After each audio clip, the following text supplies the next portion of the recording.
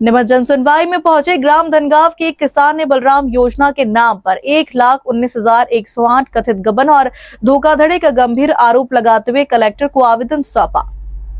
सर्व हिंदू समाज जिला नीमच ने राष्ट्रपति के नाम ज्ञापन सौंपकर शिवनी मालवा प्रकरण में आजीवन कारावास की सजा पाए 14 गौरक्षकों को रिहा करने की मांग की है।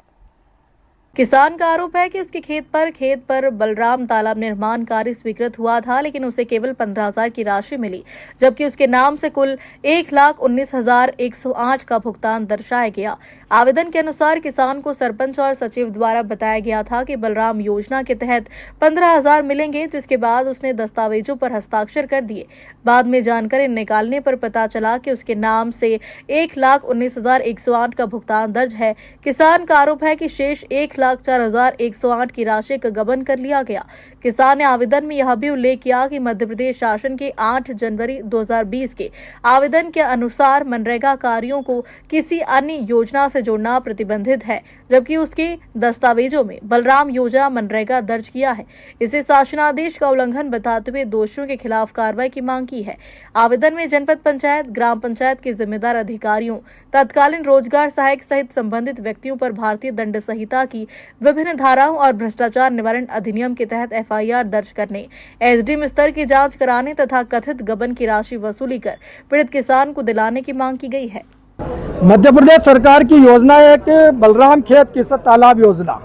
उस योजना के अंतर्गत मध्य प्रदेश शासन के आदेश क्रमांक 2210/22/2020/23/3/81/2020 मध्य प्रदेश पंचायत ग्रामीण विकास विभाग द्वारा आदेश दिया गया है कि बलराम योजना का पैसा सीधे हितग्राही किसान के खाते में कृषि विभाग और जल संसाधन विभाग द्वारा सीधे हितग्राही के खाते में दिया जाएगा। किंतु उक्त बलराम किसान किशोर गुर्जर के खाते में मात्र 10-15 हजार रुपए वो भी मनरेगा के तहत डाले गए हैं, जबकि बलराम किसान योजना के तहत भुगतान जल संसाधन विभाग और कृषि विभाग करेगा। यह मध्य प्रदेश शासन का आदेश है। और DBT योजना जो कि मनमोहन सिंह UPA सरकार ने लागू की थी, उस योजना के अंतर्गत सीधे प्रावधान है कि हितग्राही को सीधे डायरेक्ट बेनिफिट ट्रांसफर योजना उसके हितग्राही के खाते में की जाए। और कैग की गाइडलाइन ये कहती है कि केंद्र की योजना का पैसा राज्य की योजना में ट्रांसफर नहीं किया जा सकता, किंतु मनरेगा का पैसा बलराम योजना में ट्रांसफर किया गया है और इस किसान के खाते के सारे पैसे अन्य खातों में ट्रांसफर करके और निकाल लिए गए हैं। और जिला पंचायत, जनपद CO की जिम्मेदारी बनती है कि इसकी मॉनिटरिंग करें, जनप्रतिनिधि की जिम्मेदारी बनती है, विधायक की जिम्मेदारी बनती है कि वो इसकी मॉनिटरिंग करे कि योजना का पैसा हितग्राही के खाते में सीधा पहुंच रहा है या नहीं पहुंच रहा है या उसके साथ लूट की जा रही है।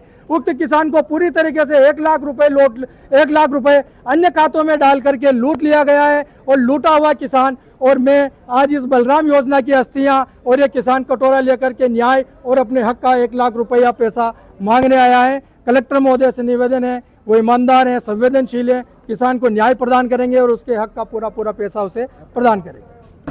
सर, मैंने तालाब पास बनवाया, सरपंच सचिव ने तालाब बनवा दो, तुम्हारे पैसे पास हो जाएंगे। तो मैंने खुद निजी पैसों से 90,000 रुपये खर्च किए मैंने करने के लिए, और फिर भाई 1,41,000 पास भी हो गए और उनके खातों में दूसरों को डला के उनके खाते में निकलवा लिए।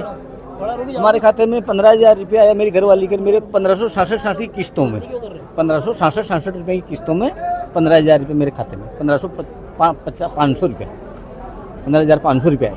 हाँ, बाकी के पैसे सब निकल गए। पैसे मेरे को पैसा मिलना चाहिए, मेरे को न्याय मिलना चाहिए, मेरे को पैसे मिलना चाहिए, यही चाहते हैं बस। ये सरपंच सचिव 2 सचिव है, 1 सरपंच है, मैं तो उनको ही जानता हूँ, आगे कोई है, उनका आगे कोई अधिकारी है मेरे जानता नहीं उसको तो।